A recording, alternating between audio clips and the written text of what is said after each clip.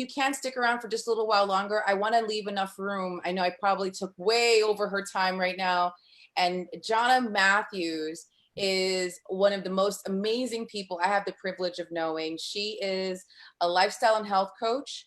Hello, beautiful woman. Hi. She is one of my closest friends, one of like the people that always helps, like, who heals the healer. She's one of the people on my team. And that's saying a lot, because like, to deal with me where I'm at, you need like a strong person. And the way that she shows up in her fullest and highest expression just inspires me so much. So I'm so happy to have you here today. Thank you so much, Jonna. Thank you. Thank you for that beautiful intro, and right back at you. I think everyone here knows it's easy to see like why you're one of everyone's like all-time favorites. So thank you. That means a lot. I will just go ahead and like move right into it. Thank you for having me back. Round two, no PowerPoint this time. What I'm going to be talking about today is mental health. And so what is it? What does it look like? How can we improve ours? If we have time for questions, then happy to answer those. And yeah, I'll just jump right in. So disclaimer, I'm a coach, not a doctor. So while I have taken classes and studied the brain and emotional well-being, done my own work, I do not have a licensure. So just want to put that out there and be transparent with that. I'm an open book. This is a safe space. Speak your truth. If you have questions, let me know what they are. And yeah, if I can't get to them all, then we can save them for later or put them in the Facebook group. So mental health, what is it? It's a big buzzword, right? Like a lot of people are using it now, especially in the times of the pandemic. And most of the time we have our own perceptions of what we think that it means. But we mostly just think that it means like a happy, balanced brain, right? So health is an all-encompassing term, or all that shit. So the happiness, the sadness, the anxiety, the joy, the depression, the shame, the positivity, the anger, optimism, the full gamut of emotions. And just as your physical health includes all things like weight, your resting heart rate, cardiovascular rate, all that stuff, then the mental health is all encompassing of all things emotional. So that's what it is. And what does it look like? It's something that is unique to everyone. And being in good mental health looks like being balanced. And it looks like being able to experience things in life as it happens and being able to continue forward. And a lot of times, especially in unprecedented times like we're living in now, or in traumatic experiences, things happen. And sometimes it can be a matter of we have these thoughts, we feel these feels, and we start to ruminate, right? And we start to spiral. And having good mental health, or a good mental health practice, if you will, is being able to feel the feels and spiral if you need a little bit, but be able to bring yourself back. And so that's what I'm talking about today when I say mental health and balanced, and like what a good mental health practice looks like. And the reason it's so important to feel these feels is because if you numb one thing, you're going to numb another. And your body's smart, right? It's going to balance it out. So you can only feel the highest joys to the extent that you're willing to feel the lowest lows. And if you're fearful and you aren't willing to go to the depths, then your body's not going to take you to the heights. So it's kind of that equilibrium. You got to be able to like move through it all, which is way easier said than done. I know we're going to talk about how to move through it here in a second. But yeah, I just wanted to mention what it is, what it means, and why it's so important to be able to feel these things. And it's because when we sit with them, when we invite these feelings in, when we pour them a drink, when we pour them some rum, then we start to sit with them and talk with them and understand them. And that's how we heal. So if you think of it in the sense of like a physical wound, if you injure yourself, like let's say you fall and you like injure yourself, like you hurt your knee and like you scrape it on the pavement, you're not just going to walk it off and hope for the best, right? Like you're going to clean it. You're going to like assess it, see like what's happening, like maybe pick the gravel out if there's something in there, see if it needs stitches, see if you need medical help, or see if it's something you can handle on your own, maybe. And from there, we start to go into the treatment process. Maybe you just put some Bactine on it, rub a little bit of Neosporin, throw on a Band-Aid, call it a day. Or maybe, you know, you look at it and you're like, holy shit, I don't know what just happened here. Like I gotta call somebody. And then they go into their professional expertise where they clean it, they give you some stitches, maybe they realign some things, maybe you broke some shit, but they know what to do to help you heal. And it's the same thing with your mental health. So whenever we experience traumas, it's a matter of taking a pause, cleaning it up, assessing what to do next so that we can start to heal. And so how do we improve ours? Like, how do we do that with our mental health? And this, again, as I mentioned, just as like a balanced mental health looks different for everyone, so does the practice that you're going to use to get you there. And it's always evolving. What you are doing now currently might be different from pre-COVID. I know mine is. And it's going to be different from what my mental health practice looks like whenever we are post-COVID or like into like phase, whatever, however many phases there are going to be. So it's a matter of learning what works for you. And so I'm going to share some things. I'm going to talk about some of the research as to why these things are helpful. And if it helps you, cool, keep it, take it, put it in your toolbox. If not, then just take it out. Forget that, you know, I said anything about it, you know that that doesn't work for you. So the first thing that I want to mention is going to be journaling. And so, like I said, with like cleaning the wound and like assessing, journaling kind of encompasses multiple steps with that. So it acts as cleaning it because you're taking all that stuff that's like in your head, like all these thoughts, and you're just dumping it. Like you're putting it on the paper so that now it's not in here where you're thinking about it. It's out there where I'm looking at it. I can see it. It's a different point of view. And so it becomes more objective. It's not as scary because I've been thinking the things, but when I hear them aloud, when I see them written, I can look at them differently and realize that, yeah, like it may be uncomfortable, but it's something that I can manage. And so in that sense, it's kind of like the cleaning. And it also allows you to then start to organize those thoughts and start to go into that assessment process. Like, okay, so it's on the paper. Now I see it. Now I know what it is. And then you start to move into what kind of a treatment do I apply? What kind of an ointment do I need? Do I need like some heavy duty shit, or can I just put a little Neosporin on it, let it wait a couple of days? Maybe it'll be fine then, because sometimes that happens. And so journaling is really like all inclusive, and I totally recommend it. If you need tips on journaling, how to journal, I'm happy to provide some of my favorite techniques, or you can do a quick Google search. That'll work too. And one of the things that works beyond that is meditation. So meditation is another good one. MRI scans have actually shown that regular meditation shrinks your amygdala. And that's the part of your brain that's your fight or flight center. So whenever we have all these thoughts going on inside of our head, you're thinking about fight, flight, what do I do? Your amygdala is going to grow. If you start to then meditate and focus on your breath, it's going to start to shrink. And that therefore is going to enable you to utilize those other processes that help you start to strategize. And getting still and focusing on your breath, these are things that you can control anywhere. These are things that you can control right here, right now. Like you can sit where you are listening to me and just start counting your breaths. Deep breaths in, 1, 2, 3, hold, 1, 2, 3, relax, 1, 2, 3.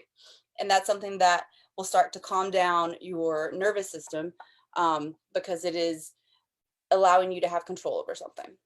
Another one that's a personal favorite, and also, again, like I'll talk about some of the science, is movement.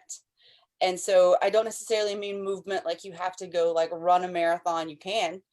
Runner's high is a thing, but some type of movement where you get out, you can get in nature, you get grounded, you start to walk, and movements that create a certain neuroendocrine response. What happens then whenever we do these exercises? Exercise is actually intentional stress, right? Whenever you work out, you're breaking down your muscles and your systems. You're creating little micro tears so that you can then build your body back up, right? So that's how we get muscles. That's how we build endurance. And just the same as with your emotional intelligence, post-traumatic growth, resilience, it starts to help your body be more equipped for those things as well. That part. Um, and also endorphins, hello, the chemicals that your brain releases whenever you do exercise that make you feel good. Girl, So yeah, yes. movement has all different kinds of benefits. Also group movements. Whenever we bond with each other, we sweat. Whenever we sweat with each other, we bond with each other. I told you what was happening before I told you what was doing. Whenever we sweat with people, we bond with them.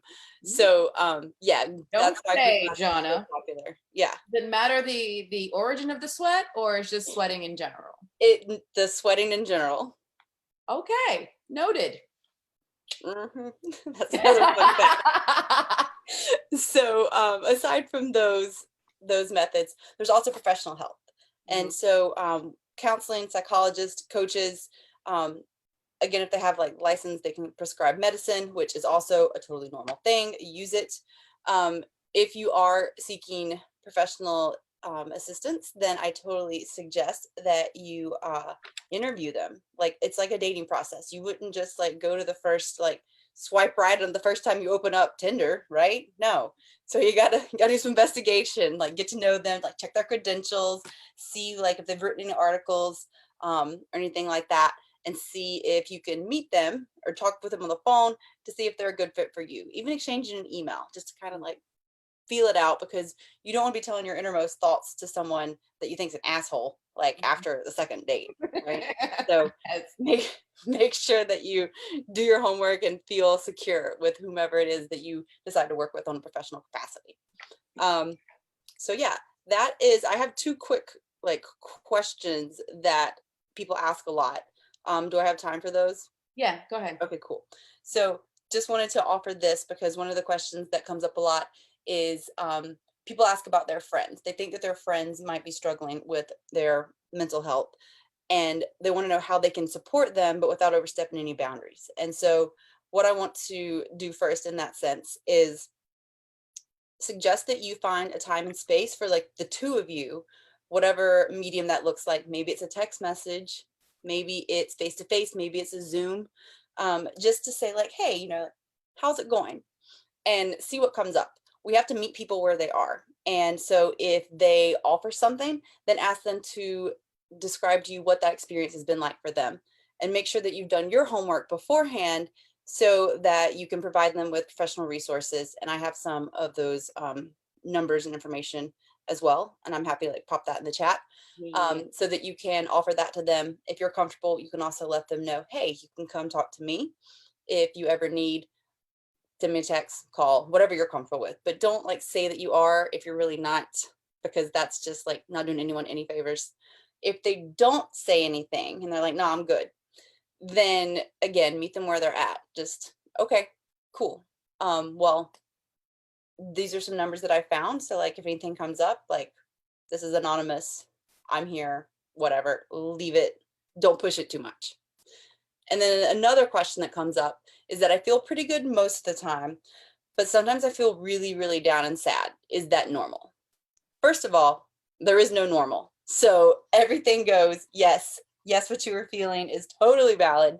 And yeah, I think that especially in these times, it's a situation where we have good days and we have bad days. And one of the reasons why is that we're going to get into the science of it. So whenever you experience anything, your brain starts to scan, looking for these neural pathways that have related it to an experience that you have had in the past, so that it knows how to respond. In this situation, there's nothing to relate it to. And so your brain's scanning and scanning and scanning, but it ain't coming up with anything.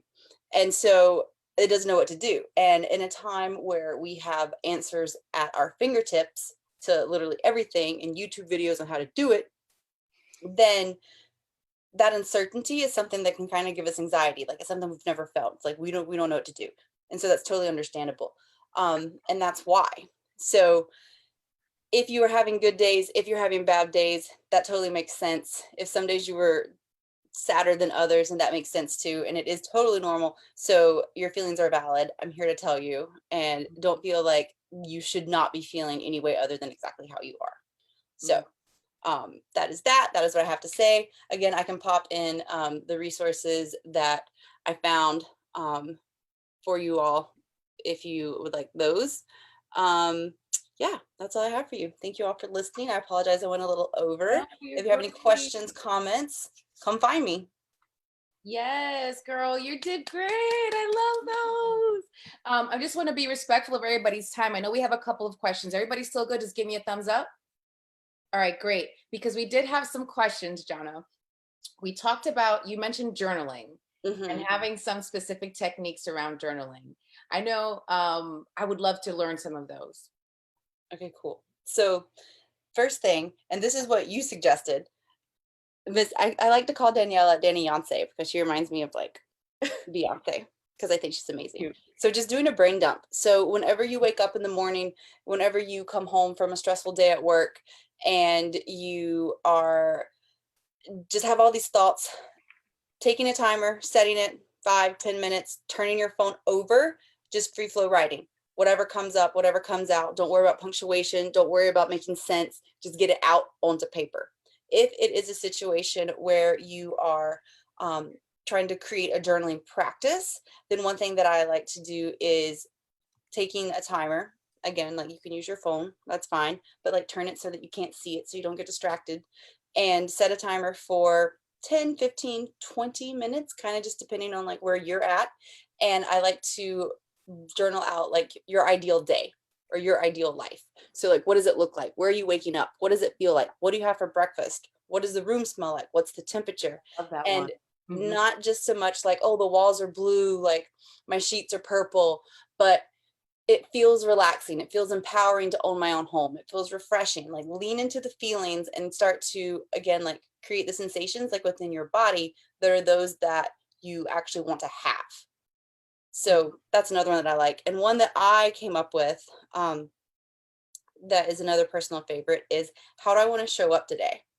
And just like Mhm. writing about that. Like, do you want to show up as someone who is caring and compassionate, who has a lot of empathy? You can show up without pants. Um, you there are leg prisons, is what like some people refer to them as. Um, yeah. So how do you want to show up today, or how do I want to show up today? And then also like your gratitudes. I like to write that. Like, I'm so grateful for. And if you just do that for like 5, 10 minutes in the morning, that's really powerful. Just writing like the things that you're grateful for. And it can be everything from like your coffee grinder to your job, whatever. And it really helps you to flip your perspective Mhm. and start to notice more things that you're grateful for. I love that. I love that. And thank you for reminding me about the morning pages and stuff. Is that I forgot that I told you about that one. I got that, by the way, I put it in the chat, but I got that from The Artist Way. Mm. And to give you guys a little bit more background on that, when we wake up in the morning, sometimes we're so wired thinking about, I have these things to do, all this anxiety, the insecurities pop up. And if you just get them, oh, puppy, everybody drink. If you just get them out of your head and onto the paper, it gives them a space to live. And your brain automatically thinks, all right, I don't have to stop. I can stop thinking about this. It's on a paper, it's there. I can stop thinking about it. And it kind of creates room in your head so you can actually think straight. It's a life changer. It's a, like, if any, just try it. 5, 10 minutes in the morning, first thing, keep a notebook. Don't even worry about your handwriting, punctuation, none of that. Just go.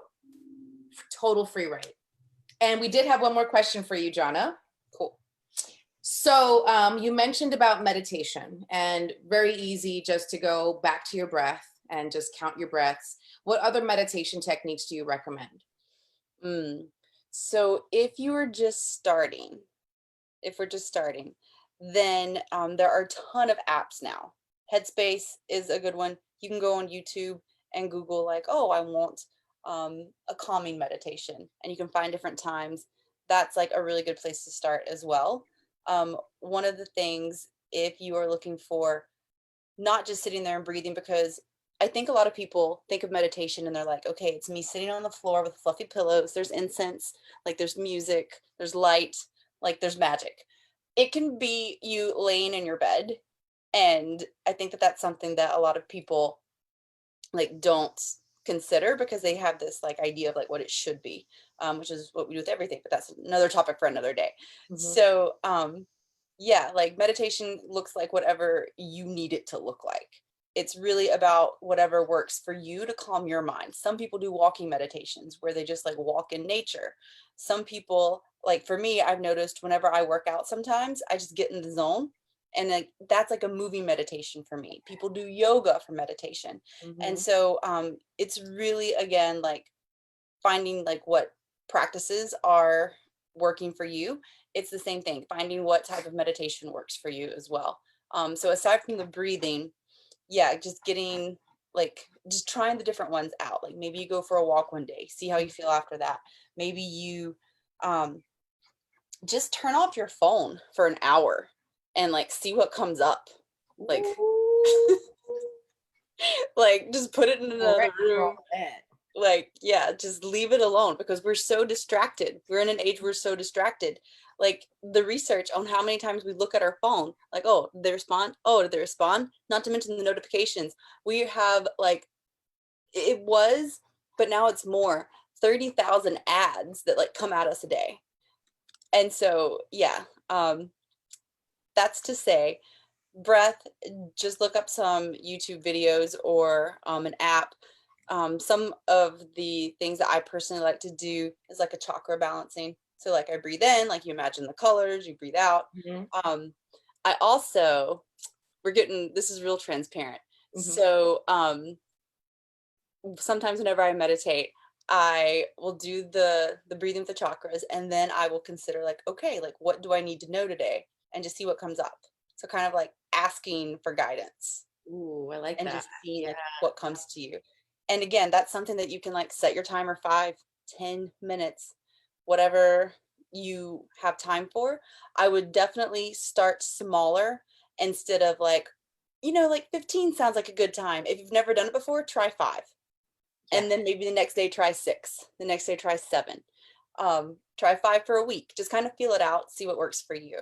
But Mhm. don't try to like set yourself up for success instead of potential not success. Yes. And even the studies have shown even 5 minutes is like transformational. Just 5 minutes a Yep. day. You have 5 minutes to breathe, y'all. You can do this. I saw a quote somewhere that was like, if you say that you don't have time to take 5 minutes for meditation, then you need to take 20. Yeah, exactly. Exactly that. And especially for my bar industry people, I want to make another suggestion because I think Brenna talked about it, but in a different way. And this is something that I used to do whenever I would go to a bar and try something new is a five senses meditation. And the five senses meditation is working your awareness from the outside in. So you start focusing on first on what you see. You look around, what do you see? What do you hear?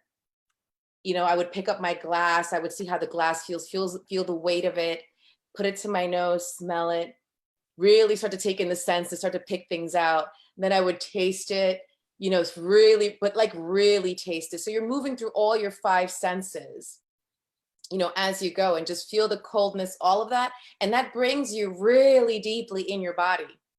And I think for me, that's what meditation does for me. It just makes me really present. And if you want to try that with your alcohol, you know what I mean? And your drinks, coffee, tea, I love it with chai, with spicy things because of the way it feels on the nose. Mm. Yeah, I love what you said about like the 5 senses, because as you were saying it, that is so like from what I read, whenever you're trying to prevent like panic attacks and like anxiety and that Yes. kind of thing, it's really like grounding in the moment, like finding like something that's like your staple, like your base. And so Yeah. it's like, okay, what can I feel? Like my feet are on the ground. And so really becoming present to that. So that's what that reminded me of. Yes, exactly that. In fact, I found out later that that's also a technique for that exactly that for anxiety. And I was like, wow, I'd been teaching it as like a mindfulness practice about presence, but Hmm. yes, it absolutely is great for anxiety, paranoia. If you're all over the place, just be where you are and be here now. Exactly. Yay. So we're super over time, y'all. Jonna, thank you so much. Like, I freaking love you. This was great. Your ability to pack so much information into like a little short period of time and give us so many relevant tools is just like unmatched. And I love the fact that you're fun also. And you say shit and fuck and all that. I love it. Thank you. If you guys can you pop in your website and stuff in the chat so people know how to find you? Or she's Soul Searching and Squats on Instagram. And I squat for pancakes. Yes. So I want to thank you once again, Jana. I'm going to go ahead and spotlight your video because I just love your face. And we'll have to talk about your skincare routine. You're going to do face masks for me. So I need that because your skin is just bomb. And she's a Leo rising, y'all. So check out that hair. For real, for real.